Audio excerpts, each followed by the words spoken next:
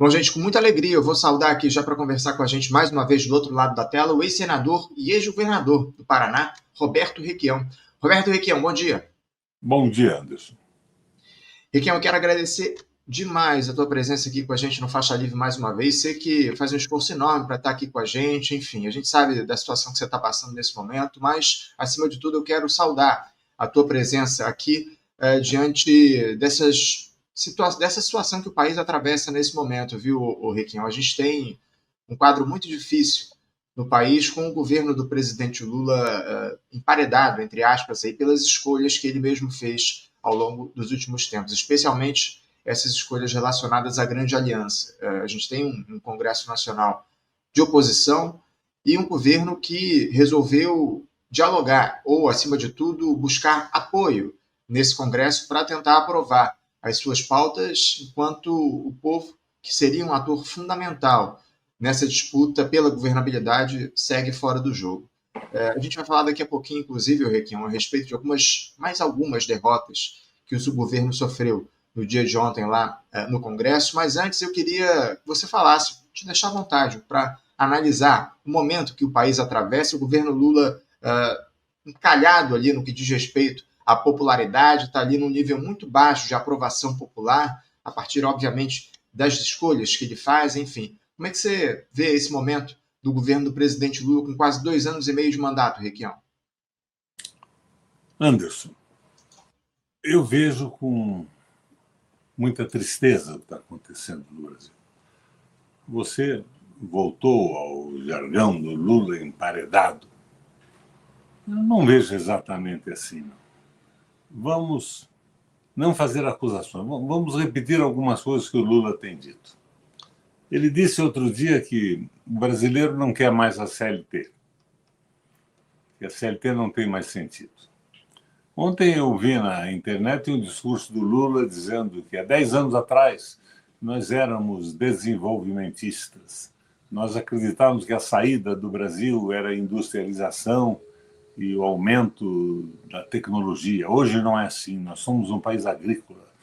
Nós temos uma grande área para a agricultura e a agricultura é o caminho do Brasil. Daí ele vai para a França e diz que quer a liberdade de comércio entre a União Europeia e o Brasil e os países do Mercosul. Anderson, eu fui presidente da seção brasileira do Mercosul. E eu e outros companheiros, como Samuel Pinheiro Guimarães, brigávamos contra a possibilidade desse acordo, porque a diferença tecnológica do Brasil, da União Europeia, da França e da Alemanha é brutal. E esse livre comércio acabaria com a possibilidade de crescimento industrial do Brasil. Nós íamos virar um celeiro da Europa que, aliás, compra terras aqui em nossa área nacional. Além disso, o Lula disse outro dia, não é uma acusação que eu estou fazendo, Anderson, estou repetindo o que ele tem dito, que ele é discípulo, fã da Margaret Thatcher e do Reagan, que ele acredita que o liberalismo econômico é a saída para o mundo. Então, se me perdoa, é uma série de erros de avaliação e de comportamento do presidente da República. E coisas que o governo poderia fazer, independente do Congresso querer ou não, ele não faz. Não está bem a posição do presidente da República. E eu vejo essa insistência, é o Congresso que não deixa, é o Lula que não deixa. Não há uma proposta nacional, não há uma proposta nacional de desenvolvimento. O Brasil está sem proposta. E o Congresso sem proposta faz com que cada parlamentar se preocupe, basicamente, com a sua reeleição. Daí vem aquela história da emenda impositiva e tudo isso. Por repetir aqui, eu era senador. Colocaram em pauta a emenda impositiva. Por que a emenda impositiva, Anderson? Porque o governo federal só liberava emenda para os seus apaniguados. Não era nem do PT, eram pessoas ligadas à estrutura do governo. Então, os parlamentares disseram que a emenda tem que ser impositiva, senão nós estaremos escravizados na mão do governo para sempre. E depois disso veio o Bolsonaro comprando o governo com as emendas impositivas de valores rigorosamente absurdos. Mas isso tudo tem uma origem. A origem é esta, não é outra. Então, eu vejo que o Lula está fazendo o que ele quer. Eu achei maravilhosa a viagem dele à França. Foi lá dizer que quer dar o Brasil de presente para a União Europeia. Depois tirou uma fotografia linda, ele com o Macron e a Macroa e a Janja, à meia-noite na frente da Tour Eiffel. Bonita fotografia para um álbum de lua de mel. Não é exatamente o que eu esperava da atitude de um presidente brasileiro na França. Inclusive, Requião, eu vou aproveitar que daqui a pouquinho a gente vai mostrar uma outra fotografia que o Lula fez no dia de ontem. Para quem não sabe, Lula está lá no Canadá, participando do encontro do G7. Na verdade, deve estar voltando, né? Porque ontem a gente teve o encerramento desse encontro. Lula fez uma foto que me pareceu muito simbólica. Daqui a pouquinho eu vou trazê-la aqui para a gente analisar, para além dessa que você citou aí, do Lula com o Macron lá na França. Aliás, o Macron parece que é o grande parceiro do Lula nesse momento. Daqui a pouquinho a gente vai falar um pouco sobre política internacional. Agora, o Riquinho, eu queria que você... Um pouco mais, para terminar o que eu estava expondo. Sim, à vontade. Usa a reconhecer a Venezuela depois do processo eleitoral, mas não faz a mesma coisa com o Equador. Então, a impressão que eu tenho é que o que faltava à Venezuela para ser aceita era abrir mão do seu petróleo. E a Venezuela insiste que o petróleo é venezuelano. É nacional. Daqui a pouquinho, inclusive, a gente vai também entrar na questão do petróleo, porque ontem tivemos mais um leilão da ANP aqui no Rio de Janeiro. A gente vai explorar um pouco isso também. Você que é um defensor da soberania nacional e deve estar muito preocupado com o que acontece com a Petrobras. Essa seria a última atitude do presidente. Essa história de petróleo brasileiro nas margens do Amazonas é conversa mole. O que eles querem é vender o petróleo, desnacionalizar, vender para multinacionais. E quem quer isso é o Lula. Quem fez a proposta da lei autorizando a venda do petróleo futuro, de todo o petróleo previsível no Brasil, não foi um porra louca de um deputado ou um desvairado senador. Foi o governo federal. É isso. A gente vai daqui a conversar com você depois. O Hildo é um mestre disso tudo. O Hildo é um grande especialista na questão do petróleo, ainda que o assunto hoje com ele seja não apenas isso. A gente vai falar um pouco sobre a questão do Irã e desse conflito que está em curso lá no Oriente Médio, enfim, os Estados Unidos tentando conter o programa nuclear iraniano. A gente vai explorar o Hildo um pouco mais nessa questão, mas ele é um especialista no tema do petróleo, já conversou inúmeras vezes conosco aqui do Faixa Livre. Requião, eu queria falar um pouco sobre, você citou o Congresso, que a culpa não é do Congresso, a culpa é do Lula, mas é fato que o governo ontem sofreu uma série de derrotas no Congresso Nacional, com deputados e senadores derrubando 12 vetos presidenciais de todos os tipos. Um desses vetos, que deve ter um impacto de 197 bilhões de reais e encarecer a conta de energia elétrica aqui no nosso país em 3,5%. O veto relacionado ao setor energético foi derrubado pelo Congresso, deve trazer problemas para o Lula. Um outro, Requião, que garante pensão vitalícia a crianças vítimas do Zika vírus que tem microcefalia. O governo havia vetado essa iniciativa e o Congresso derrubou, mantendo a pensão vitalícia para essas crianças com microcefalia. O fato, Requião, é que o governo vem dando mostras consecutivas de que tem uma base absolutamente volátil na Câmara e no Senado, mesmo entregando cargos e emendas aos parlamentares. Aliás, deve haver mais uma liberação de emenda, aí o governo está negociando pelo menos mais 2 bilhões de reais em liberação de emendas ao longo dos próximos dias. Esse seria, inclusive, um dos motivos pelos quais o Congresso está arredio, digamos assim, ao governo nesse momento. O principal articulador político desse governo, Requião, é nada mais nada menos que Davi Alcolumbre, presidente do Senado filiado à União Brasil. Lula vive elogiando o Hugo Mota, presidente da Câmara, que dá seguidas amostras de que não tem qualquer tipo de compromisso com a classe trabalhadora, com o país, enfim. Aliás, por incrível que possa parecer, o Congresso algumas vezes adota posições à esquerda do governo, nesse fiscalismo insano que é defendido pelo Fernando Haddad. Eu queria uma análise tua, Requião, a respeito dessas derrotas que o governo vem sofrendo no Congresso à luz do projeto que está em curso no país. Como é que você avalia essa relação entre governo e Congresso nesse momento? Eu acho que é perfeita. O governo é um governo liberal e o Congresso, sem um projeto nacional, está agindo conforme as intenções do governo. Você veja, a Petrobras, o petróleo é nosso, temos que explorar as margens da Amazonas. Daí o governo vem e inicia um leilão futuro do petróleo encontrável. É um absurdo total. Eu levantei da outra vez aqui com você a questão dos royalties, que são considerados custo de produção, contra uma emenda constitucional do Pedro Simão na lei do pré-sal. Não houve nenhuma atenção, não vi nenhum membro do governo falar sobre isso. Eu mandei para o Lula, mandei para a Gleisi, mandei para o Lindbergh, eles estão de boca quiusa, boca fechada a respeito disso. E a imprensa, o espaço que nós temos para conversar é esse aqui, Anderson, não tem outro. Não tem, não tem. Infelizmente, Requião, o espaço que há para diálogo na grande imprensa não existe. Só esses nossos canais alternativos que oferecem um diálogo e um debate mais amplo a respeito do que acontece no país. Eu tenho tentado, você citou o nome do deputado Lindbergh Faria, seu amigo de longa data, eu tenho tentado conversar com o Lindbergh aqui no programa há anos e ele nega sempre fazer o papo aqui comigo no nosso programa. Você tem conseguido interlocução com ele, Requião? Nenhuma. Nunca mais ouvi falar nesses velhos companheiros.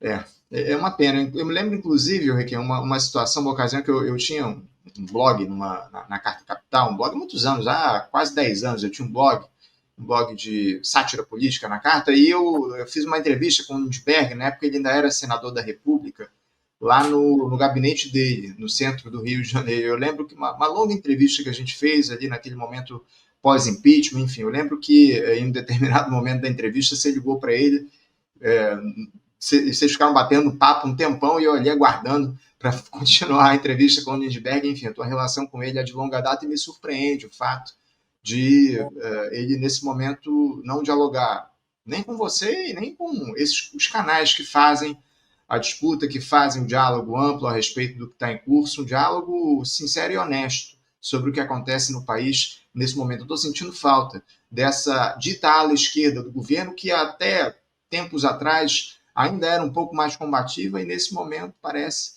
que atendeu completamente aos mandos e desmandos desse governo que, infelizmente, como você trouxe aqui para a gente, deixou claro, é um governo neoliberal, pelo menos na minha avaliação. Agora, o presidente Lula, me surpreende uma postura do Lula que eu queria que você analisasse também. O Lula anda dizendo que o governo deveria cortar os benefícios fiscais a determinados setores no nosso país. Já esses benefícios já ultrapassam aí os 800 bilhões de reais.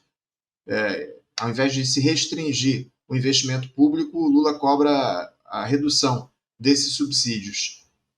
Eu queria que você falasse um pouco sobre isso. Por que é que o Lula, o Requião, ele não toma uma iniciativa mais efetiva ao invés de só falar, ao invés de só fazer, praticar, ao invés de colocar isso no discurso, por que é que ele não pratica? Por que é que ele não corta esses subsídios, esses benefícios fiscais que são oferecidos hoje ao grande capital e que são um problema importante para o país? O Lula tem um discurso bonito, mas a prática dele nada a ver com o discurso. O discurso está certo, mas ele não faz nada a respeito disso. Rigorosamente nada. Agora, quando você vê a Gleisi e o Lindbergh defendendo a alta da Selic, dizendo que agora o Galípolo está certo, não é possível, né, Anderson? Realmente não é possível. Acabou essa visão desenvolvimentista, progressista no Brasil. Entraram dentro desse pacote liberal do Lula. Não querem mais CLT, são todos discípulos da Margaret Thatcher e do Reagan. É o fim do mundo. Não tem sentido algum. E esse último leilão desmoralizou completamente essa história de petróleo na Amazônia. Não é petróleo para o Brasil, é petróleo para pagar essa dívida pública, esse absurdo todo que a gente está vendo aí.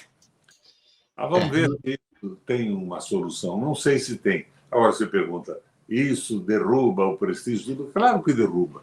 Eu sou um barômetro disso tudo. Você imagina a minha decepção com esse governo que eu apoiei de cabeça, joguei a minha carreira política, o PT desmoralizado no Paraná, eu entrei para tentar melhorar a posição do Lula e do PT, e consegui, fizemos mais deputados estaduais, federais. De repente eu vejo esse absurdo na prática do governo, e a conversa mole do discurso, um discursozinho aqui, mas no meio, entremeando esse discurso, tem a história. O brasileiro não quer mais CLT, eu sou discípulo da Thatcher e do Reagan, eu acho que nós somos um país agrícola, não temos que nos incomodar mais com a indústria e com a produção industrial e a tecnologia. É o fim da picada, é triste. Olha, Anderson, me desculpa um pouco esse meu desânimo hoje. É meio por conta de uma herpes zoster que está me causando uma dor incrível no peito e nas costas. Mas termine com você.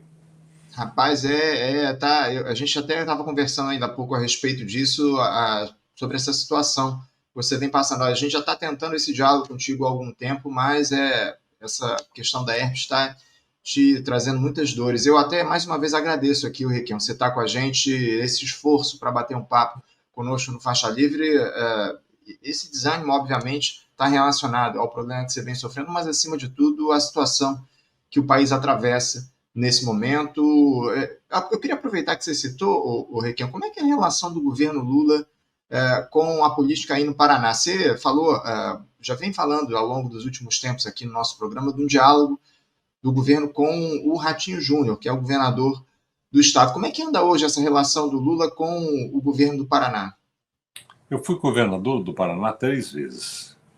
Eu fui o senador mais votado do Brasil. Na época, o segundo foi Antônio Carlos Magalhães. O meu governo foi um governo nacionalista e popular. Nada de populista.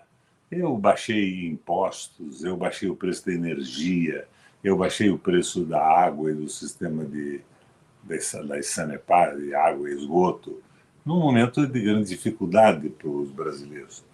Eu, dessa forma, fui responsável por um crescimento do Paraná num momento em que o Brasil inteiro regredia naquela onda neoliberal. Mas o governo Lula fez uma aliança com o PSD, com o Rato.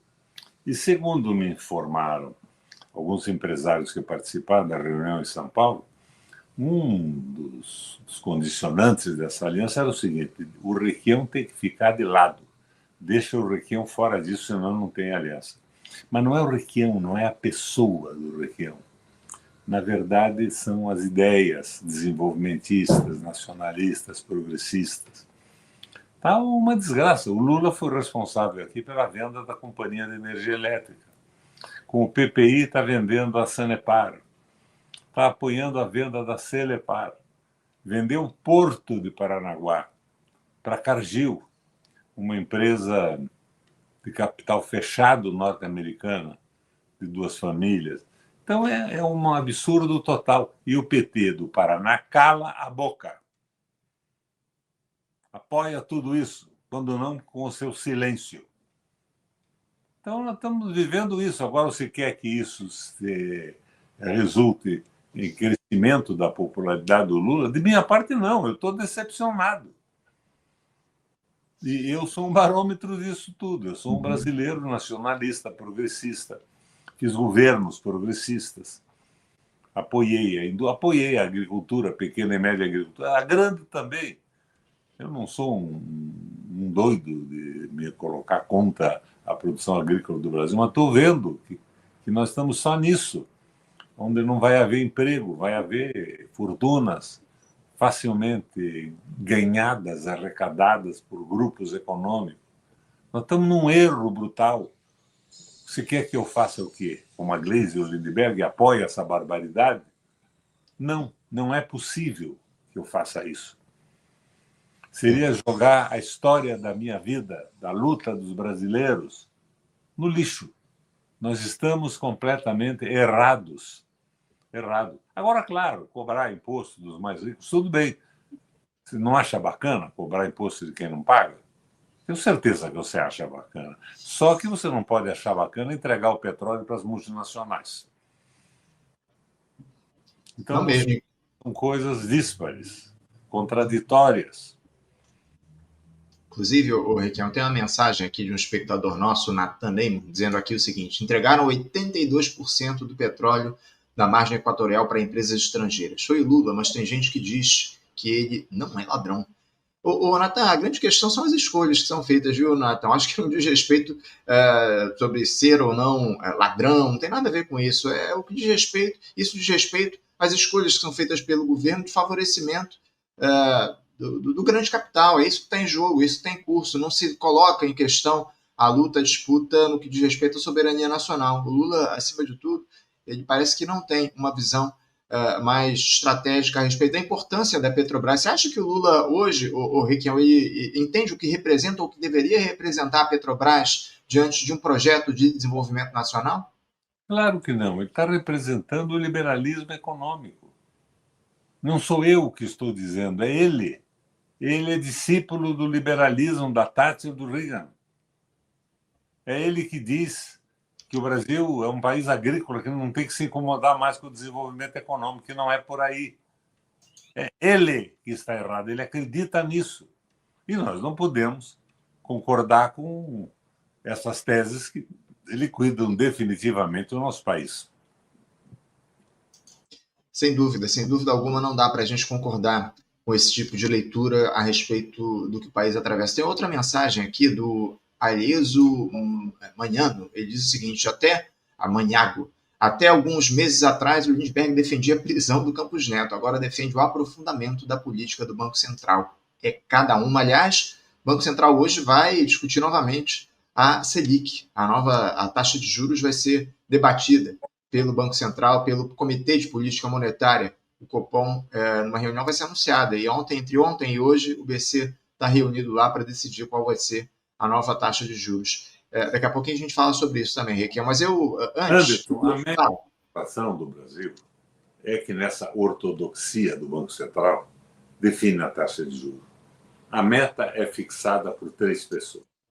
O Galípolo, que é presidente do Banco Central, a Simone Tebet e o Haddad.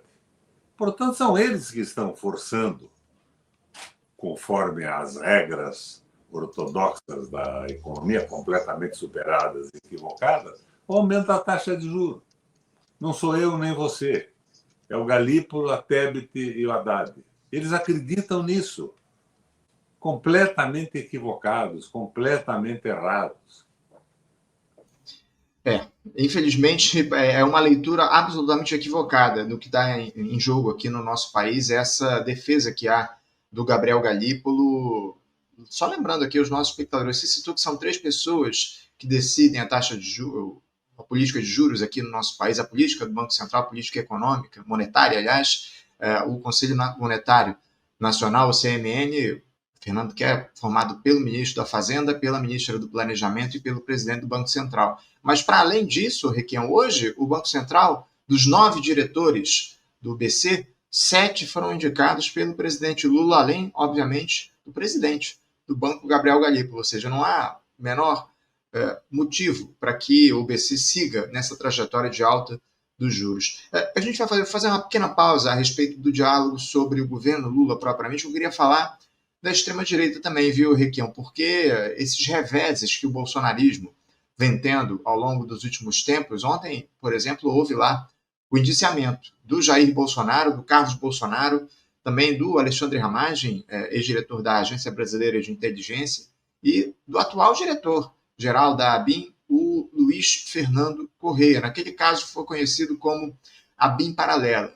Há também aí esse julgamento, né, do golpismo foi iniciado lá no Supremo Tribunal Federal, na primeira turma do STF. O Bolsonaro já prestou seu depoimento ao juiz desse caso, o ministro Alexandre de Moraes, enfim. Esses problemas, entre aspas, que o bolsonarismo vem enfrentando hoje, o Requião, eles servem de alguma forma para amenizar a situação do governo Lula? Como é que você vê essa tarefa que o Lula se autoimpôs de tentar isolar a extrema-direita? Você acha que ele vem tendo sucesso nisso? Eu acho que o Bolsonaro é um caso encerrado. O Bolsonaro está completamente desmoralizado. A direita não quer o Bolsonaro. E não gostaria do Lula também. Gostaria de um técnico determinado por eles mesmo. O Bolsonaro não vai a lugar algum. E vai ser condenado. não tenho muita dúvida disso. Mas ele não significa nada no Brasil mais. Nem ele, nem os seus filhos. É uma coisa ridícula. É extremamente ridículo que, de repente, a Michelle apareça ganhando do Lula numa eleição. Mas a estrutura do Brasil dominante não quer saber nem de Bolsonaro nem de Lula. Era um momento de termos uma proposta alternativa muito clara a favor do Brasil, do nosso desenvolvimento, do nosso povo, do nosso processo civilizatório. Nós não estamos ocorrendo isso, Anderson. Nós não estamos vendo isso, estamos vendo o Lula na Torre Eiffel, oferecendo o Brasil como celeiro do planeta, com o povo passando fome e produzindo alimentos em grande quantidade. Me chamou a atenção essa tua fala, viu, Requião, a respeito das alternativas ao Jair Bolsonaro pela extrema-direita. Você citou que a Michelle Bolsonaro é ridículo ver a Michelle Bolsonaro. Você não acredita na possibilidade de um parente que seja a Michelle, ou seja, o Eduardo Bolsonaro, enfim, concorrendo nas eleições do ano que vem para bater de frente com o presidente Lula?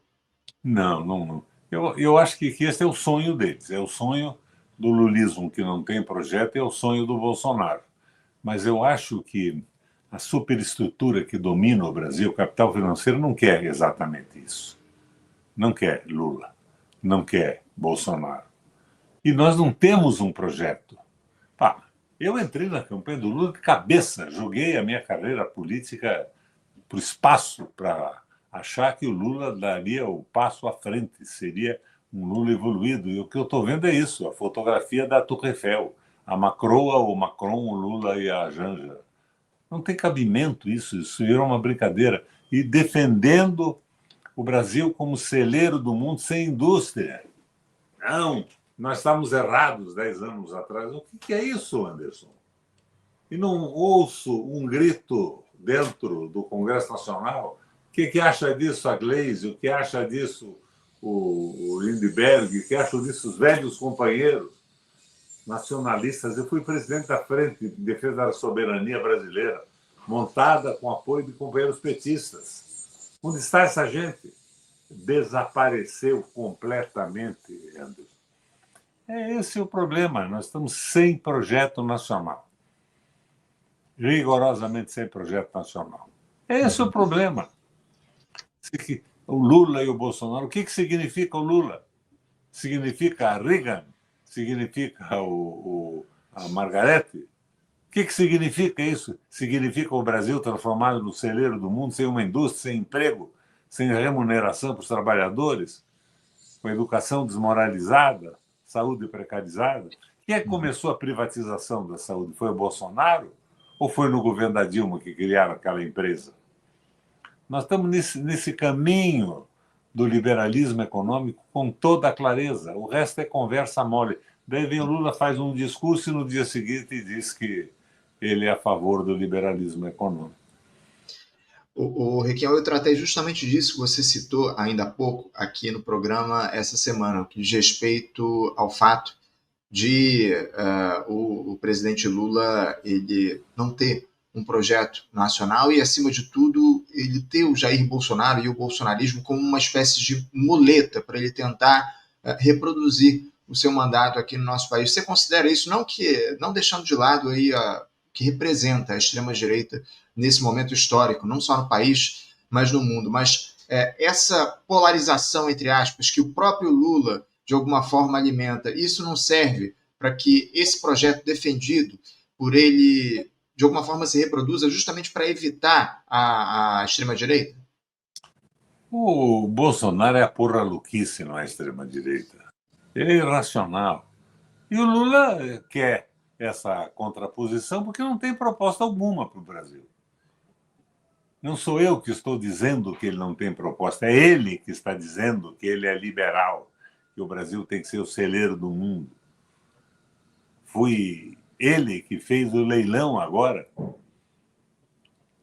da região amazônica. O Brasil precisa do petróleo da amazônica, o petróleo é nosso. Petrobras está vendida em 64% para o capital financeiro. Grande parte disso, o capital financeiro internacional. Quem foi que vendeu? Fui eu, Anderson? Foi você? Não. Foi o Fernando Henrique e o Lula. Então, é esta a posição dele. O discurso é um discurso para conseguir votos progressistas no Brasil, mas a prática é a prática do liberalismo econômico, do fim de um projeto nacional. Uhum. Riquelme, eu quero até pedir aqui para os nossos espectadores, mandem aqui perguntas, façam como a Cátia. A Cátia mandou aqui um super sticker dela. Obrigado, viu, Cátia, pelo teu apoio aqui ao Faixa Livre. Mandem aqui seu superchat com perguntas aqui para o nosso papo com o senador Roberto Requião. Requião, eu queria trazer, ainda falando sobre o bolsonarismo, a extrema-direita, enfim, me chamou muita atenção, não sei se você viu, uma declaração do Flávio Bolsonaro, senador filho do ex-capitão, à Folha de São Paulo, no final de semana, dizendo que a condição para a família Bolsonaro apoiar um candidato à presidência da República no ano que vem, caso o ex-capitão, caso o Bolsonaro esteja de fato inelegível, não possa concorrer, é que esse candidato se comprometa em indultar o Jair Bolsonaro pela condenação por tentativa de golpe que deve sair aí ao longo dos próximos meses lá no Supremo Tribunal Federal. Eu vi muito pouca repercussão na grande imprensa a respeito dessa declaração do Flávio Bolsonaro. Porque isso acabou não virando um tema de discussão. A grande imprensa não está interessada no Bolsonaro. Agora, Anderson, você entra e sai do ar aqui no meu computador. Um momento, você sai por um tempo razoável. É estranho isso. Estranho. Vamos ver se a gente consegue resolver essa instabilidade aqui da conexão. Mas você chegou a ouvir aí o meu questionamento a respeito dessa situação envolvendo a fala do Flávio Bolsonaro, né, que ele disse lá para a Folha de São Paulo, enfim. É o que eles querem. Eles querem o perdão, o indulto. Eles não têm proposta alguma. São uns poras loucas. O padrão de inteligência é aquele menino que é vereador lá em Camboriú. Mamma mia, Deus Nossa Senhora. Que barbaridade que é o guri. É o filho do Bolsonaro. O Requião, a esquerda nem a direita tem um projeto nacional. A grande verdade é essa. Eu tenho falado muito a respeito disso aqui no programa, da necessidade de a gente discutir um projeto de desenvolvimento, de reconstrução do país, de fato. Mas o nosso campo não faz isso, pelo menos eu não vejo uma discussão mais aprofundada a respeito da construção desse projeto e, obviamente, que a gente não pode esperar disso, não pode esperar isso da direita, do neoliberalismo, um projeto que atenda aos interesses da classe trabalhadora. Por que a esquerda abandonou essa discussão aqui no país, ô Requião? Não, vamos perguntar isso para os representantes da esquerda no PT. Para o Lindbergh, para a Gleisi, por que abandonaram? Por que são a favor agora dos objetivos do liberalismo econômico, da alta de juros e tudo isso? É uma tentativa desesperada de ficar no poder, de ter o apoio do capital financeiro. Nós precisamos ter uma proposta nacional. Precisamos ter uma proposta nacional.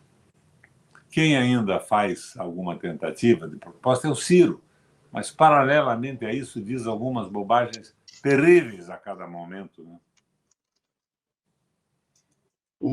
Aliás, o Requião, eu queria até citar essa situação envolvendo o Ciro Gomes. Você citou esse personagem. A gente teve aí recentemente, a gente não falou sobre isso, aquele episódio envolvendo fraudes lá do INSS, que teve um envolvimento ali, pelo menos nas investigações estão colocadas, de figuras do PDT. O ex-ministro Carlos Lupe, ex-ministro da Previdência Social, acabou deixando o cargo, enfim.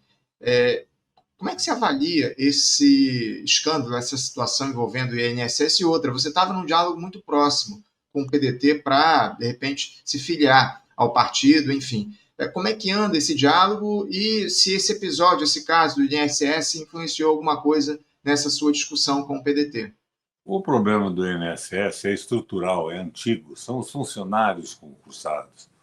Tem muito a ver com o PDT. Claro, deve ter um outro malandro de todos os partidos políticos, mas não é o PDT. A minha conversa continua com o PDT, estou conversando. Mas o PDT do Paraná tem uma estruturação que está levando o partido a uma miséria eleitoral e tudo mais, mas estão apegados a isso, não é uma coisa muito fácil. Mas continuamos, sem sombra de dúvidas, estamos conversando sobre isso. Uhum, entendo, entendo. Caso, obviamente, você venha a fechar aí essa sua filiação com o partido, com o PDT, quais seriam os seus interesses nessa filiação? Você pensa em se candidatar novamente a um cargo no executivo, de repente ao governo do Paraná novamente, ou até, quem sabe, uma presidência da República, uma vice do Ciro Gomes, enfim. Eu já fui governador 3 vezes. Eu fui senador 2 vezes. Eu fui prefeito de Curitiba. Minha participação política eleitoral está completa. Eu queria ver o Brasil mudar. Eu quero um programa para o Brasil, não é um programa para mim. Eu tenho 84 anos de idade, com lucidez absoluta. Estou vendo com transparência o que está acontecendo no Brasil, a desgraça das propostas, a participação terrível do PT hoje a favor do liberalismo econômico, a covardia de antigos líderes que, em nome de carguinhos, provavelmente, abandonaram todas as posições de suas vidas. Eu quero uma proposta nacional. Isso que é fundamental para mim. Não estou tentando resolver o problema da minha vida aos 84 anos. Agora, a coisa é complicada. Você sabe, quando eu era governador, houve um desvio de comportamento e de verba no Paraná. Foi o primeiro governo. 3 funcionários passaram a forjar viagens extraordinárias e ganhar salários de viagens que não fizeram. 2 deles estavam fazendo um curso de Direito em São Paulo. Aproveitavam isso para ir para São Paulo, financiar a viagem, hotel e tudo mais. E o outro transformava isso em passagens para os Estados Unidos e ia para os Estados Unidos. Tem mais de 30 anos isso. Esta semana me disseram que eu fui condenado. O responsável era o governador. Então, que eu estou condenado a pagar 10 salários de governador e a responsabilidade é minha. Não tem pé nem cabeça isso. Então, você passa a assumir uma posição bacana, vem a resposta, inclusive via judiciário. É uma coisa horrível. Mas não vamos frouxar por isso, né? Mas é um absurdo rigoroso, rigoroso. Tanto que, na primeira instância, quando fizeram a denúncia, o juiz arquivou. Não tinha sentido nenhum. Daí conseguiram condenações nos tribunais superiores. É o fim do mundo. É claro que isso acaba com a minha precária situação econômica na vida, mas é assim que funciona o Brasil. Que absurdo, que absurdo. Esse caso já está julgado? Já foi encerrado, ou Requião? Ou você ainda Eu nem sabia desse caso, eu pensei que tinha terminado na primeira instância. Mas ontem um advogado me telefonou e disse: olha, tem condenação no tribunal, não sei o quê, 4-0. Não é possível isso, Anderson. É uma vergonha. Inacreditável. Uma vergonha. Os caras fazendo curso de direito em São Paulo, o governador é responsável. O outro indo para os Estados Unidos, mas tudo isso documentado. O Paraná inteiro sabe como é que foi isso há mais de 30 anos atrás. Que coisa. Está falando de novo, está falando na soberania, está falando no Brasil com um projeto nacional, vem aí esse tipo de condenação. É um horror. É um horror. É um horror. Está indo, Anderson.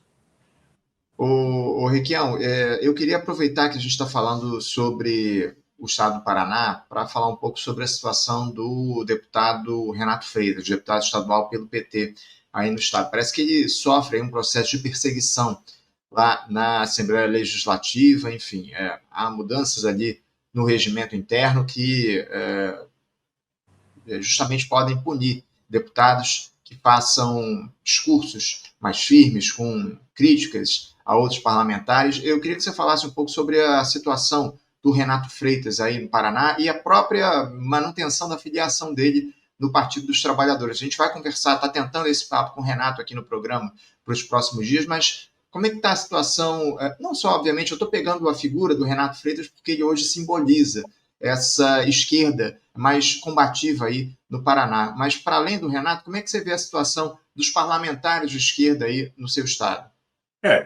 O caminho deles é esse, né? Criminalizar isso tudo. Eu li hoje de manhã um Twitter do Jones, dizendo que era o próprio PT que estava fazendo o acordo para caçar o mandato do Renato. O Renato é um cara firme, guerreiro, e é um provocador. Então, ele está nessa situação.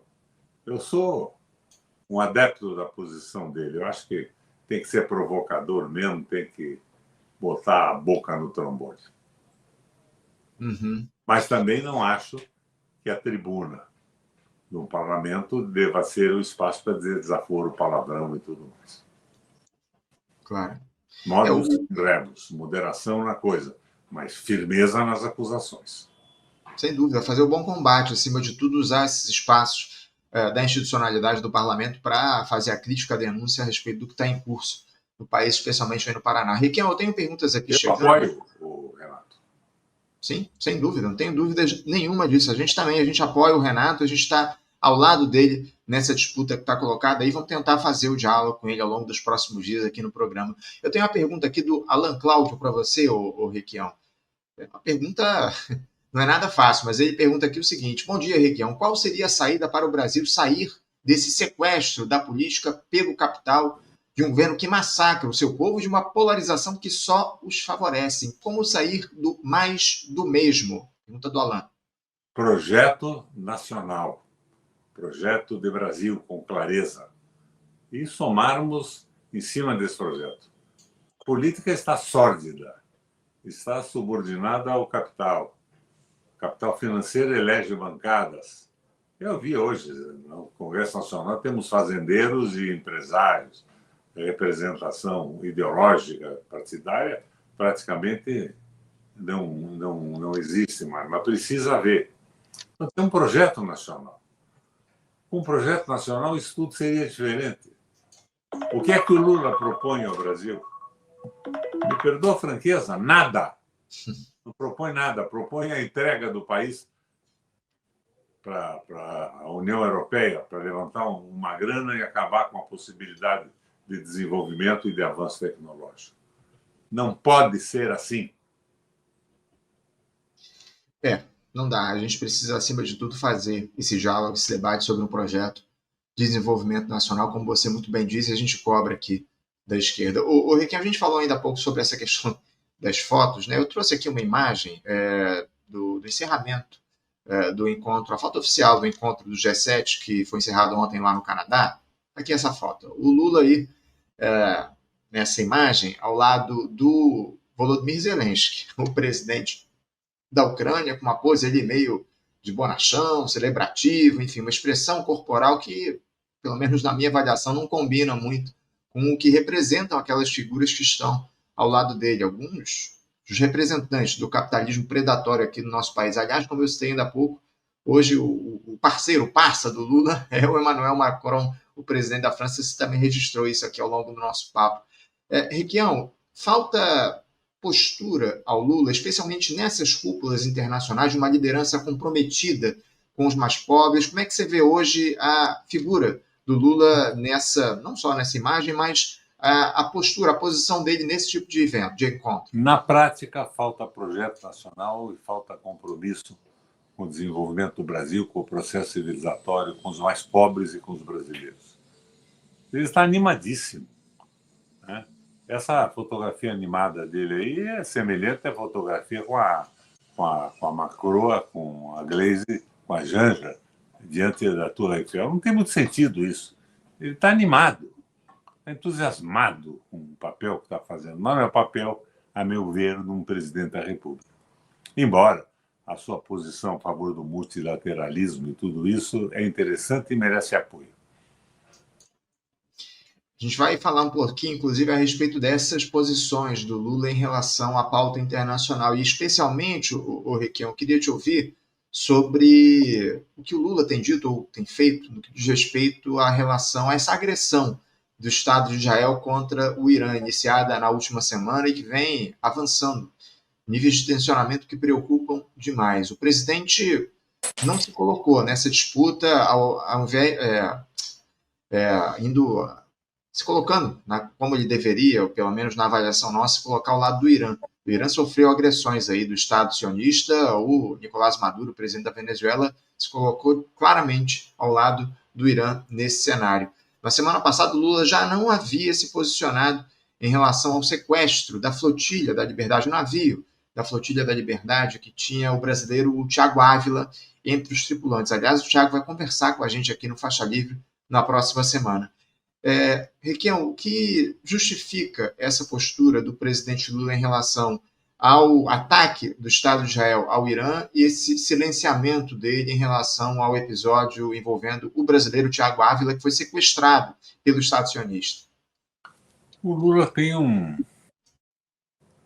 horror justificável dos Estados Unidos, que o pôs na cadeia aqui no Brasil, influência da CIA, dos organismos americanos. Mas ele está jogando a favor do liberalismo econômico.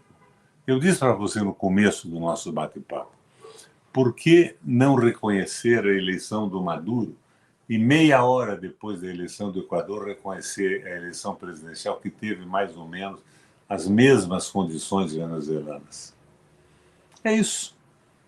Então tem o liberalismo econômico na frente disso tudo, é a globalização na mão do capital financeiro, mas múltiplo. Ele não quer mais o hegemon como os Estados Unidos, a hegemonia americana. Mas ele está a favor do capitalismo financeiro. Parece que ele não acredita mais nas pessoas. Está naquela linha do Enzo Faleto e do Fernando Henrique, a dependência como fator de desenvolvimento. Está errado, na minha opinião. Está errado, né, Requião? Infelizmente, a postura do presidente Lula está absolutamente errada no que diz respeito a essa situação envolvendo as eleições na Venezuela. Depois, esse reconhecimento da vitória do Noboa lá no Equador, a gente trata disso aqui. Na época, inclusive, a gente trouxe muito isso, essa posição dele em relação ao pleito do Equador, diante das críticas e das denúncias que haviam da oposição sobre eventuais problemas lá no processo eleitoral. Henrique, para a gente fechar aqui o nosso papo, queria falar um pouco mais sobre essa situação envolvendo o leilão de ontem na Agência Nacional do Petróleo. Ontem, o 5º ciclo de oferta permanente, que entregou boa parte das reservas de petróleo da margem equatorial. Você já citou aqui transversalmente. Não é boa parte, é mais de 80%. É justamente isso. A Chevron, que é em um consórcio com a empresa CNPC, arrematou 53,1% dos blocos licitados, enquanto a Petrobras, na condição de consorciada com a Exxon, arrematou 46,9%, mas sendo operadora de apenas 18,8% desses blocos. Lembrando que a Petrobras foi quem lutou para a concessão das licenças ambientais para prospectar na Foz do Amazonas. Requião, a gente já falou aqui, você é um defensor ferrenho da Petrobras, de um projeto de soberania nacional. Como é que você avalia mais esse leilão da ANP no governo Lula em um cenário de perda de protagonismo da maior empresa do nosso país? A Petrobras tinha que ser nacional, integralmente nacional. Hoje ela é 64% privatizada pelas mãos do Fernando Henrique e do Lula. Lula e o Gabrielli, lembra? Então isso realmente não tem sentido. Isso mostra que essa propaganda, o petróleo é nosso, vamos defender o Brasil, não querem deixar explorar o petróleo na margem do Amazonas, não é legítima. É uma falsidade, é uma estrepulia do governo. Ele está entregando o petróleo, entregando o Brasil inteiro. Agora, você notou que não teve repercussão alguma na grande imprensa, esse leilão e essas vendas? A Globo não deu isso, as televisões não deram, os grandes jornais não falaram nisso. É o silêncio em torno disso. A entrega do Brasil. Falta um projeto nacional. Brasil para quem? Brasil para o quê? Brasil para quem? É a pergunta que fica, viu, Requião? Você observou algo que eu também acompanhei ao longo dessas últimas horas. Não houve qualquer tipo de repercussão mais intensa na grande imprensa sobre esse leilão aí que entregou boa parte das reservas lá da margem equatorial para empresas estrangeiras. A Petrobras, como eu sei aqui, ficou só com 18,8% do controle dessas reservas. Um negócio inacreditável. Anderson insistentemente fala na Petrobras como se fosse uma empresa brasileira. 64% privada. O que você acha disso? Eu acho que isso diz muito, né, Requião, a respeito do que representa a Petrobras para as lideranças políticas aqui do nosso país. O Lula, ao invés de trabalhar justamente pela recuperação da empresa, pela retomada das ações da Mas, Anderson, Petrobras. foi ele que vendeu. Como é que ele Uhum. vai trabalhar pela retomada?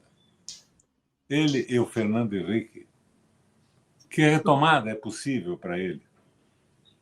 Não trabalha, né? Nem pela Petrobras, nem pela Eletrobras. A gente tem falado muito sobre o papel da Eletrobras nesse momento que o planeta atravessa de transição energética, a própria Petrobras, obviamente, mas É isso. Então, numa situação sem plano de governo, sem plano global de governo, e eles querem essa brincadeira: Lula ou Bolsonaro? Ou é a fotografia na frente da Torre Eiffel, ou é o Bolsonaro dizendo asneiras no Brasil? Triste a situação. Eu não queria que fosse assim. Eu queria outro Lula, outra postura de presidente. Para isso, eu trabalhei na campanha dele. é isso. Riquelme, eu quero agradecer muito a tua presença aqui mais uma vez com a gente no Faixa Livre. Eu quero novamente registrar aqui teu esforço para estar aqui com a gente. Você está enfrentando um momento difícil, essa questão da herpes zoster te afetando enormemente. Muito obrigado por você reconhecer aqui o nosso trabalho e estar com a gente para fazer esse diálogo no Faixa Livre. Eu desejo melhores para você, que você rapidamente se recupere para que a gente possa voltar a conversar aqui, você numa situação melhor e que a gente espera que o país também esteja no melhor momento. Muito obrigado pela tua presença aqui, pelo respeito ao Faixa Livre e melhoras para ti, viu, Requião? Eu aqui agradeço, André. Agora eu saio daqui, desse estúdio na garagem da minha casa, e vou para a cama, porque a dor que eu estou sentindo é brutal. Se vacinem contra essa tal de herpes zoster. 80% dos brasileiros têm o vírus. Se vacine, porque a situação é terrível. Um abração, meu Deus. Obrigado, Requião. Melhoras. Um grande abraço para você. Até a próxima.